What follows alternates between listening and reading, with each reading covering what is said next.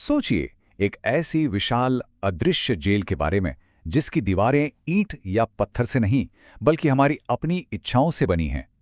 एक ऐसा रहस्यमयी उल्टे लटके हुए बरगद का पेड़ जो आत्मा को जन्म और मृत्यु के एक अंतहीन चक्र में फंसाए रखता है।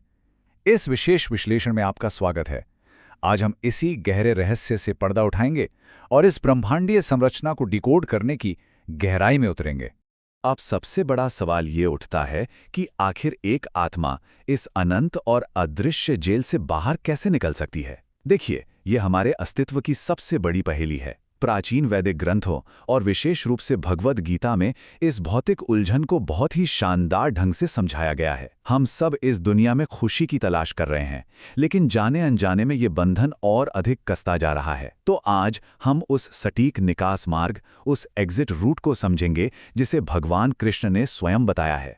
सबसे दिलचस्प बात तो ये है कि कैसे एक प्राचीन संस्कृत श्लोक संपूर्ण भौतिक ब्रह्मांड का नक्शा हमारे सामने रख देता है।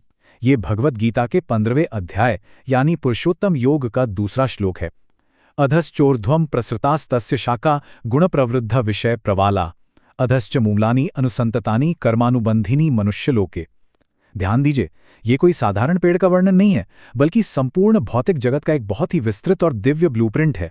चलिए अब इस पवित्र श्लोक को शब्द दर शब्द तोड़कर इसकी सटीक शारीरिक रचना को समझते हैं। अध और ऊर्ध्वम का अर्थ है नीचे और ऊपर। शाखा यानी इसकी शाखाएं सभी दिशाओं में फैली हुई हैं। गुण प्रवृद्धाः, यह प्रकृति के गुणों द्वारा पोषित है।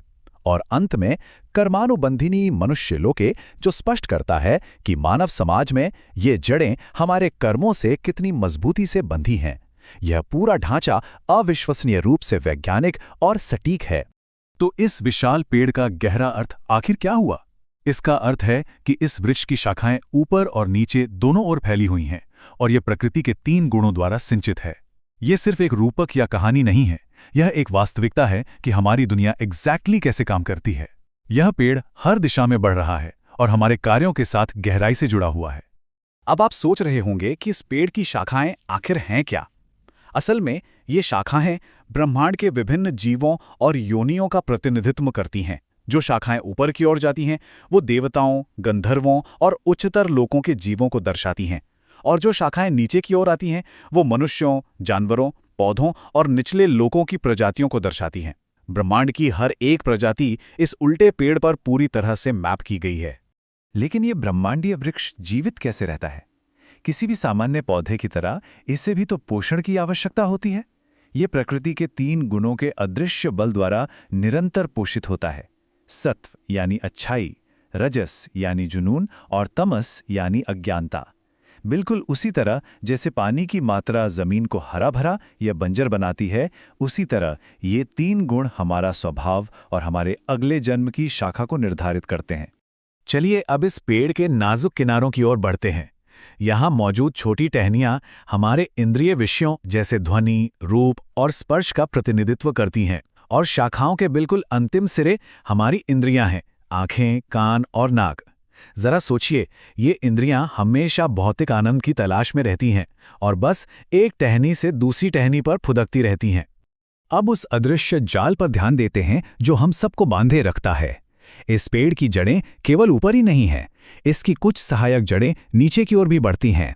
ये जड़ें हमारे कर्मों के भारी बोझ और सकाम गतिविधियों का प्रतिनिधित्व करती हैं। ये आसक्ति यानी राग और नफरत यानी द्वेष हैं। यही वो चीजें हैं जो मानव समाज को कर्म के इस चक्र में कसकर बांधे रखती हैं। इस संदर्भ में इस्कॉन के संस्थापक आचार्य श्रील प्रभुपाद बहुत ही गहराई से समझाते हैं।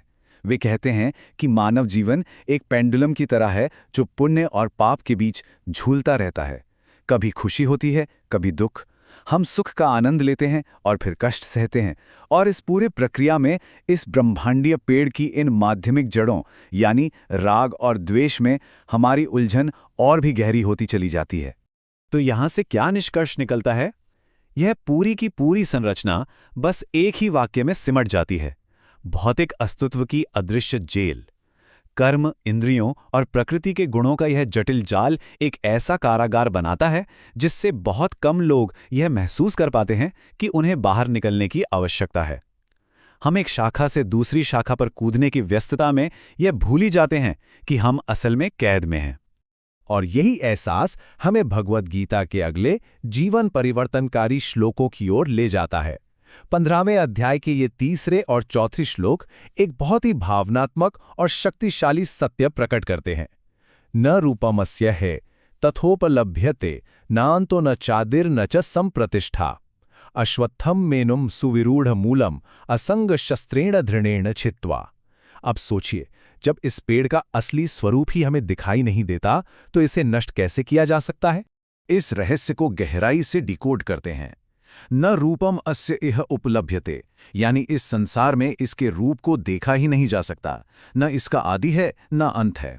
हम अपनी भौतिक आंखों से इस ब्रह्मांडीय वृक्ष की वास्तविक सीमाओं को नहीं माप सकते, लेकिन समाधान भी इसी श्लोक में छिपा है। ध्यान से सुनिए, असंग शस्त्रेण दृढ़ेण छित्त्वा, यानी एक विशेष हथियार से इसे काटना होगा।